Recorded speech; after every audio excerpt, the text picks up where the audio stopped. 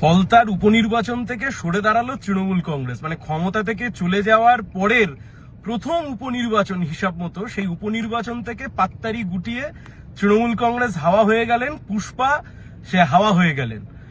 কিসের জন্য এত তাড়াতাড়ি হাওয়া হয়ে যেতে হলো? যদিও বা অফিসিয়াল ভাবে নমিনেশন উইথড্র করবার ডেট পেরিয়ে গেছে, ফলে কিভাবে উইথড্র ওরা করেছে সেটা তৃণমূল কংগ্রেস বলতে পারবে। কিন্তু কিভাবে এই তৃণমূল কংগ্রেস দুর্দণ্ড প্রতাপ ডায়মন্ড হারবারের ভাইপো মডেল, ডায়মন্ড হারবার মডেল, গোটা ডায়মন্ড হারবার পার্লামেন্টারি কনস্টিটিউয়েন্সিতে 93টা গ্রাম পঞ্চায়েত আর 4টে পৌরসভা বিরোধী শূন্য করে দিয়েছে। এই জাহাঙ্গীর থেকে শুরু করে ভাইপোর মডেল, তার নাম দিয়েছিল, পোশাকি নাম দিয়েছিল ডায়মন্ড হারবার মডেল।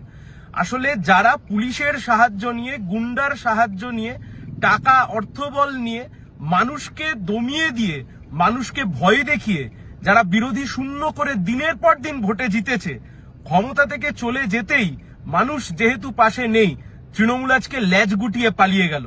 সরাসরি লড়াই বিজেপি বনাম সিপিআইএম, আমাদের সাথে সরাসরি বিজেপির লড়াই। যে কথা আমরা আগেও বলেছিলাম, সে কথা আমরা আজকেও বলছি, যে পশ্চিমবাংলায় ক্ষমতা পালাবদলের পরেই প্রথম উপনির্বাচন, সেই প্রথম উপনির্বাচন থেকে তৃণমূল কংগ্রেস সরে দাঁড়ালো। কোন পার্লামেন্টারি কনস্টিটিউয়েন্সির মধ্যে ফলতা পড়ে? ভাইপোর ডায়মন্ড হারবার পার্লামেন্টারি কনস্টিটিউয়েন্সির মধ্যে, যেখানে 2018 সাল 2023 সালের পঞ্চায়েতের নির্বাচনে একটাও কোথাও জেলা পরিষদের আসনে সিপিআইএম কে ক্যান্ডিডেট পর্যন্ত দিতে দেওয়া হয়নি।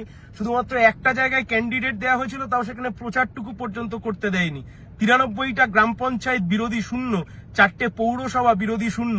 গোটা ভূভারতবর্ষের একমাত্র পার্লামেন্টারি কনস্টিটিউয়েন্সি, সেই পার্লামেন্টারি কনস্টিটিউয়েন্সির ফলতা বিধানসভার উপনির্বাচন, সেখান থেকে তৃণমূল আজকে লেজ গুটিয়ে পালিয়ে গেল।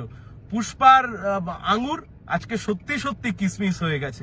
যারা গণতন্ত্র নিধন যজ্ঞে সামিল হয়েছিলেন, তারা আজকে গণতন্ত্রের উৎসব থেকে লেজ গুটিয়ে পালিয়ে গেছেন।